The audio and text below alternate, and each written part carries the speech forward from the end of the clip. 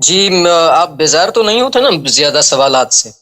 نہیں نہیں، بسم اللہ کریں مولوی صاحب، خدا آپ کو جزائے خیر دے۔ اچھا، سلام علیکم۔ دوسرا سوال میرا یہ ہے کہ اس نے کہا کہ حضرت عمر جو تھے، مطلب ہماری کتابوں میں لکھا ہوا ہے، اس نے کہا کہ جیسے کہ آپ کے شیعہ کے حضرات کچھ ہیں وہ جو حضرت علی کے شان میں مطلب گلو کرتے ہیں، ٹھیک ہے؟ تو صحیح۔ جب میں نے کہا کہ بھائی آپ کے ایسے ایسے لوگ ہیں جو ان کے شان میں غلو کرتے ہیں اور ان کو خالق بنا دیتے ہیں، تو اس بندے نے مجھے اس کے جواب میں یہ کہا کہ بھائی اہل تسنن جو ہمارے ہیں وہ بھی، مطلب آپ کے جو اہل تسنن ہیں وہ بھی غلو کرتے ہیں حضرت عمر کے شان میں۔ میں نے کہا کہ وہ مجھے بتائیں کیسے؟ کہا کہ وہ بات آپ کے عوام میں مشہور نہیں ہے، لیکن آپ کی کتابوں میں اور آپ کے جو متقدمین میں سے ہیں علماء، وہ اس بات کو تسلیم کرتے ہیں۔ میں نے کہا کہ بھائی مجھے دکھا دیں ایسی کون سی بات ہے؟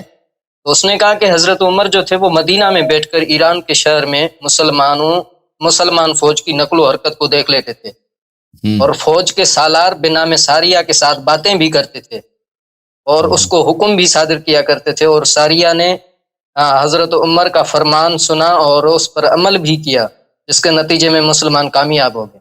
کیا یہ بات ہے کسی کتاب میں؟ جی بالکل بالکل بالکل۔ میں یا دیکھیں، یہ ساریہ جو ہے، ساریہ لشکر کو بولتے ہیں، ساریہ فرد کا نام نہیں ہے، یا ساریہ الجبل۔ بنا میں ساریہ لکھا ہوا ہے، بنا میں ساریہ۔ اس نے جو مجھے بتایا تھا نا بنا میں ساریہ، تو میں نے لکھ لیا۔ جی، میں آپ کی خدمت میں عرض کرتا ہوں، یہ کتاب اصابہ میں ہے، اصابہ میں حافظ ابن حجر نے اس کو نقل کیا ہے کہ عمر مدینے میں بیٹھا تھا، وہ آذربائیجان یا ارمینیا میں، ارمنستان یا آذربائیجان میں کوئی جہاد ہو رہی تھے، تو عمر نے ممبر پہ بیٹھ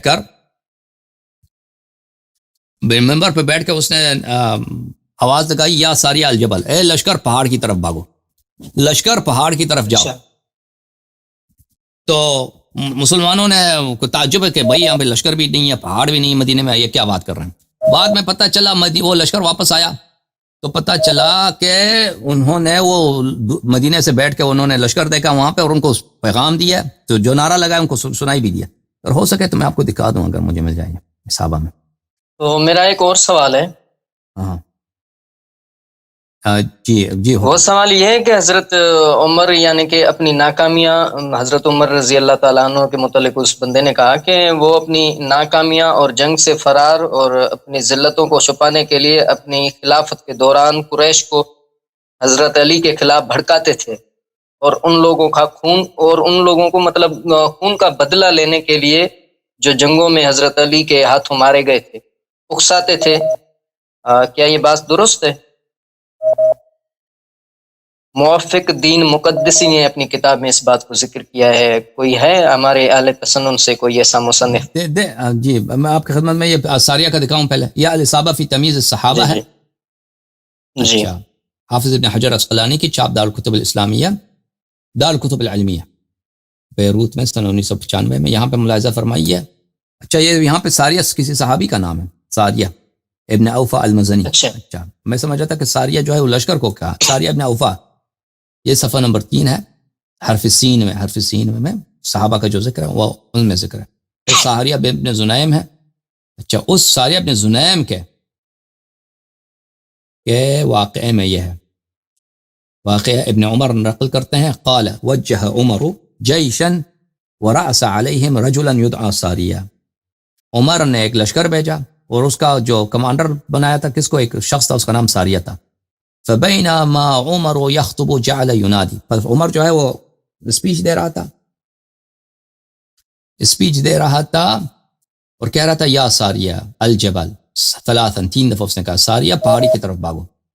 ثم قدم رسول الجیش، پھر اس جیش کا جو ہے لیٹر لینے والا ایک شخص آیا، خط لے کے آیا، پیغام لے کے آیا تھا۔ فسألہ عمر نے اس سے پوچھا تو اس نے کہا کہ ہزمنا، ہماری جنگ میں شکست ہو گئی۔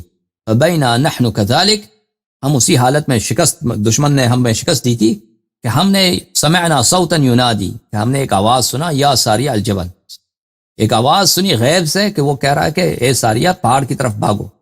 فاسندنا ظہرنا الی الجبل، تو ہم نے اپنا کمر جو ہے، اپنا پشت پہاڑی کی طرف کیا اور اللہ نے دشمنوں کو شکست دی۔ قال قیل لعمر انک کنت تصیح بذلک، لوگوں نے عمر سے کہا آپ ہی تو تھے کہ یہی نعرہ لگا رہے تھے۔ یہ وہ روایت۔ اچھا وہ جو آپ فرما رہے ہیں کہ جی ہاں جی میں وہ جی ہاں، وہ جو آپ کہہ رہے ہیں نا وہ کتاب ہے شرح نہج البلاغہ میں، میرے ذہن میں پڑتا ہے شرح نہج البلاغہ میں ہے کہ عمر بن الخطاب اس نے انصاب القریشین کا حوالہ دیا تھا. ہو سکتا ہے وہ انصاب قریش میں بھی ہو، لیکن ہم نے جو ہمارے ذہن میں پڑتا ہے وہ شرح نہج البلاغہ ابن ابی الحدید میں ہے، ابن ابی الحدید کے شرح بھڑکانے والا. جی ہاں، بھڑکانے والا. جی ہاں، جی ہاں، اچھا. جی ہاں، وہ اور کتابوں میں بھی میں نے شاید دیکھا ہے، لیکن ابھی ذہن میں یہی پڑتا ہے کہ وہ کچھ لوگ مرے تھے، وہ قتل ہوئے تھے جنگ بدر و احد میں، تو ان کے جو فرزند وغیرہ تھے ان کے سامنے ان کو یاد دلاتا تھا عمر کہ آپ کے والد کو تو انہی نے قتل کیا. پھر امیر المؤمنین علیہ السلام نے کہا ان باتوں کو یاد کرتے ہو، وہ تو ہم نے اسلام کے خاطر کیا تھا، پیغمبر صلی اللہ علیہ وسلم کی دفاع کے خاطر کیا تھا. تو اس کے متعلق پر شراح نے یہی شرح دیا کہ یہ بھئی وہ ان کو بھڑکانے کے لیے کر رہے تھے. جی جناب، اور مزید؟ اچھا. اور دوسرا یہ میرا سوال ہے کہ حضرت عمر کے متعلق اس نے کہا کہ وہ مطلب نہایت ہی، میں نہیں بول رہا لیکن اس کے الفاظ نقل کر رہا ہوں کہ باادب نہیں تھے. باادب نہیں. بہرحال آپ کا اس میں گرامی کیا ہے بھائی؟ میرا محمد عثمان فاروقی نام ہے. جی فاروقی صاحب، ابھی بقیہ سوالات جو اگلے ہفتے کے لیے رکھتے ہیں، ٹھیک ہے نا؟ ابھی میں انشاءاللہ بہت ٹھیک ہے. جیسا آپ بہت مہربانی، خدا آپ کو بہت شکریہ، بہت شکریہ، خدا عزت، بہت مہربانی. آپ دوسرے لوگ بھی کال کر رہے ہیں، میں ایک اور مزید کال لے لوں؟ ٹھیک ہے، کوئی اعتراض نہیں. خدا حافظ. میں ایک اور کال لے لوں، پھر اس کے ساتھ بعد آپ سے بات ہوں اگلے ہفتے انشاءاللہ. جی آخری کال ہے بھائی. السلام علیکم، بات کرو بھائی. السلام علیکم جناب. علیکم السلام بھائی صاحب، کہاں سے کال کر رہے ہیں؟ ہم انڈیا سے، اورنگ آباد سے. اورنگ آباد، زندہ باد. شیعہ ہیں یا غیر شیعہ؟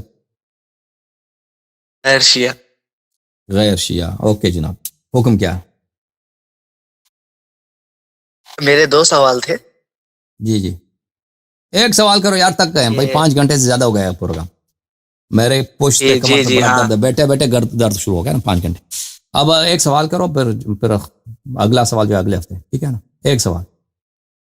ہمارے اہل تشیع دوست ہے اور تبلیغی ہے، تو یہ جو گروپ بنتا ہے، بات چیت ہوتی ہے، تو ایک بندہ کہتا ہے کہ یہ اہل حدیث کی بک میں ہے کہ وہابیوں کی بک میں ہے کہ شہزادی کا درجہ جلا تھا جناب فاطمہ سلام اللہ علیہ. درجہ کیا تھا؟ گھر جلا تھا، تو اہل حدیث کی بک میں ہے کیا؟ ابھی اس کی تفصیل آئے گی انشاءاللہ اگلے راتوں میں، ٹھیک ہے نا؟ تفصیل آئے گی. جی اوکے. اور ایک سوال تھا خالی. جی ایک سوال لاسٹ. اوکے. جی یہ جو نماز جو پڑھتے ہیں الگ الگ، تو اس کے جو آپ ایک اکٹھا پڑھ سکتے ہیں کہ ظہر ایسا ملا کے؟ جی بالکل ملا سکتے ہیں، پڑھ سکتے ہیں. میں آپ کو دکھاتا ہوں، ٹھیک ہے بھائی؟ خدا حافظ، میں دکھاتا ہوں. اوکے جناب، آپ مزید کال نہیں لیں گے؟ کال نہ کریں بھائی. آپریٹر بھائی آپ آج جو ہے نا کافی پیا آپ نے، مجھے پتہ ہے، کال پہ کال ملاتے جا رہے ہیں. آپریٹر ہمارے بہت آج جو ہیں وہ ایکسائٹڈ ہے، اتنے کال کر ملا رہے ہیں. ایک کال نہ ملا، ختم بات. اچھا، نماز پڑھنا. اوکے عزیزو، کتاب کون سی ہے بھائی؟ یہ شیعوں کی بہت بڑی کتاب ہے، صحیح مسلم. روافظ کی کتاب ہے روافظ کی کتاب نہیں. یہ کن کی کتاب ہے؟ یہ طالبان کی کتاب، داعش کی کتاب، جماعت مخالفین کی کتاب، غیر شیعوں کی کتاب ہے، ٹھیک ہے نا؟ یہ شیعوں کی کوئی کتاب نہیں ہے. مسلم چاپ دار الفکر، بیروت لبنان میں، دار الفکر میں 2010 میں چھپی ہے، ٹھیک ہے نا؟ یہ صفحہ کون سی عزیزو؟ صفحہ ہے 324.